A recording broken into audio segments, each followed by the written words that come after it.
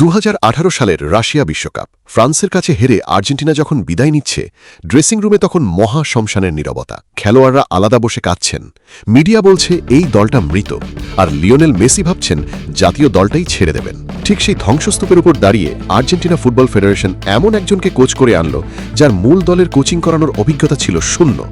ফ্যানরা হাসলেন, মিডিয়া ব্যঙ্গ করল, বিশেষজ্ঞরা বললেন এটা দেশের ফুটবলকে অপমান করা।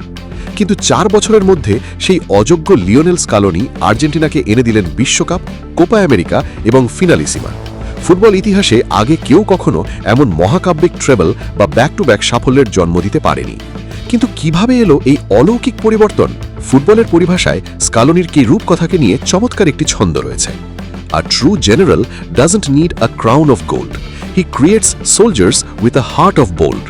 যার বাংলা অর্থ দাঁড়ায়, একজন আসল সেনাপতির সোনার মুকুটের প্রয়োজন হয় না, তিনি স্রেফ সাহসী হৃদয়ের কিছু যোদ্ধা তৈরি করে নেন।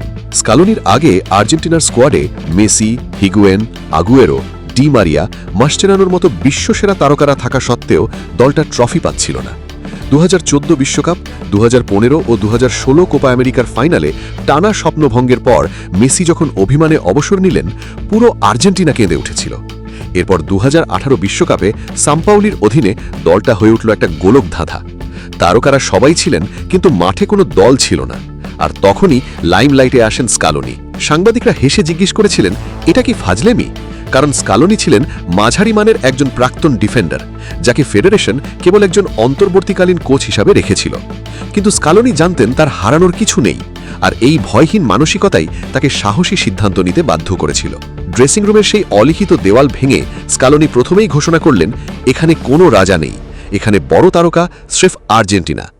এমিলিয়ানো মার্তিনেজ থেকে শুরু করে তরুণ Enzo Fernandez, McAllister, Cristian Romero আর জুলিয়ান আলভারেজ সবাইকে তিনি একটা সুতোয় বাঁধলেন। রদ্রিগো দিপল হলেন মাঝমাঠে মেসির অতন্দ্র প্রহরী। দলটা মেসির জন্য হাত গুটিয়ে অপেক্ষা করা বন্ধ করে উল্টো মেসিকে সাহায্য করা শুরু করল। মেসি পেলেন সৃষ্টিশীল স্বাধীনতার এক নতুন আকাশ। রোমেরো আর ওতামেন্দির হাই প্রেস কম্প্যাক্ট ডিফেন্স 7 ম্যাচে মাত্র 6 গোল খেয়ে প্রমাণ করল স্কালোনির সিস্টেম কতটা নিখুঁত। 35 বছরের মেসি যখন সতীর্থদের মাঝে নিজেকে নিজের বাড়ির মতো নিরাপদ ভাবলেন, তখনই আমরা দেখলাম ফুটবল ইতিহাসের সেরা মেসিকে, যিনি এক বিশ্বকাপে 7 গোল আর 3 অ্যাসিস্টে গোল্ডেন বল উঁচিয়ে ধরলেন। ফুটবলের ভাষায় এই দলগত একতাকে নিয়ে আরেকটি সুন্দর ছন্দ রয়েছে। When stars fade away in the night sky, a united pack learns how to hunt and fly. বাংলায় বললে, রাতের আকাশে তারকারা যখন একে একে মিলিয়ে যায়, একতাবদ্ধ এক দল তখনই শিকার করতে আর ডানা মেলে উঠতে শেখে। স্কালোনির সবচেয়ে বড় জাদু ছিল তরুণদের ইগোহীন মানসিকতাকে কাজে লাগানো এবং ক্ষুরধার কৌশলগত নমনীয়তা।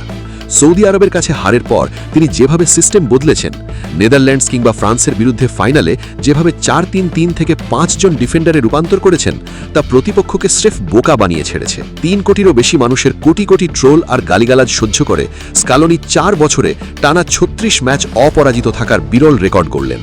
1970 সালের পেলের ব্রাজিল কিংবা 2012 সালের স্পেনের টিকিটাকার মতো গভীর স্কোয়াড হয়তো এই দলের ছিল না, কিন্তু চাপের মুখে ম্যাচ ছিনিয়ে নেওয়ার মানসিক শক্তিতে এই আর্জেন্টিনা অনন্য।